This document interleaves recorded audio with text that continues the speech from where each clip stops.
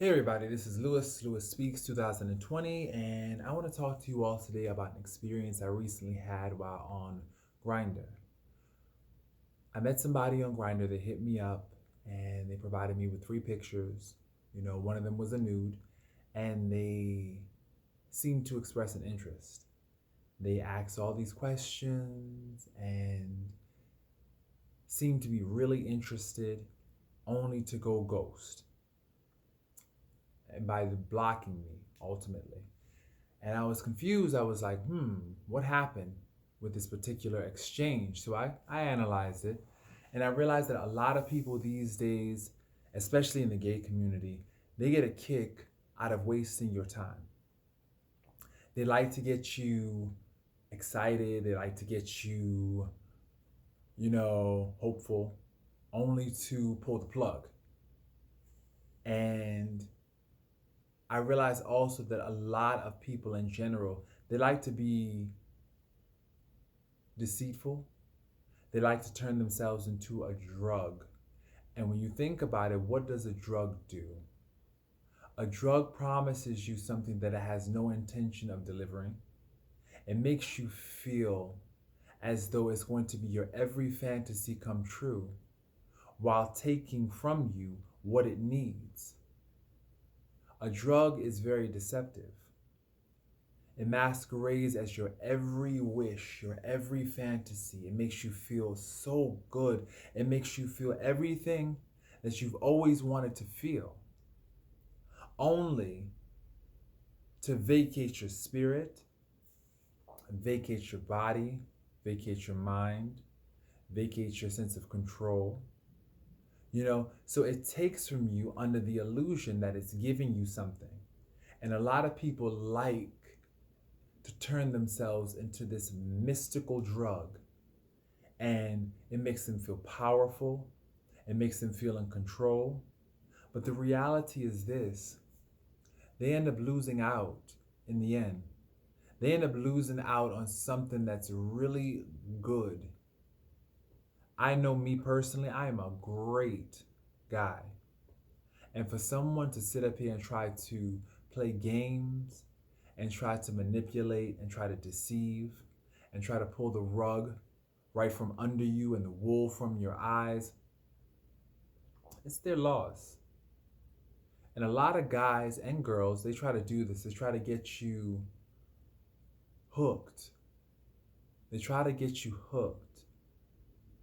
And once they got you hooked, that's when they want to disappear. And when I think about the relationships that I've had, and I also think about my integrity to God and how I forfeited my integrity for these relationships, it's funny, really, how once you've given up your integrity, the people vanish into thin smoke, like into a cloud of smoke, into thin air. They're gone. So here you are, sacrificing your integrity and everything you hold near and dear for people that will just be gone in an instant. And the funny thing is this: once you compromise your values, your beliefs, they're gone. They're gone. You know? Once upon a time, I had this quote friend, we'll say quote friend. It was really a demon in disguise, who, once my relationship broke up and I told her, she offered me crack.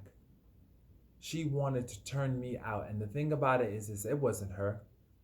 It was really the devil trying to get me on the hook, so that way I turn into a crackhead, be out there chasing after this drug, looking all crazy, you know? And that's what people want to do. They want to catch you slipping so they could lead you astray. And what do they get out of it? What do they get? Misery loves company. They get company. They get a person who can sit by them, a person who can't judge them, because when they see that you're flying high and you're doing great things, they can't handle it. And so what they end up doing is they try to undermine your success.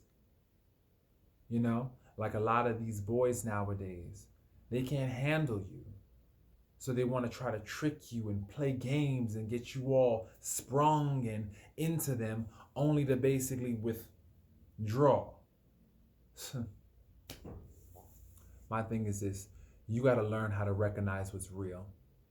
And the reality is this: you got to start asking questions and start doing your assessment, because there's a lot of fakes and there's a lot of flakes out here.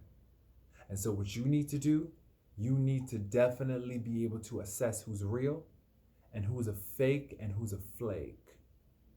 Because there are so many people that will promise you forever and so few people that will actually deliver. So you need to definitely be able to distinguish between the two. So I leave you all with that tidbit right there. And I hope that this video finds you well. And I hope that it finds you with your eyes open and your insight renewed. Because it's 2020. When you think of 2020, you think of vision, being able to see clearly. I encourage you all, it's time to start seeing clearly. So with that being said, this is Lewis Speaks 2020. Wishing you a good night.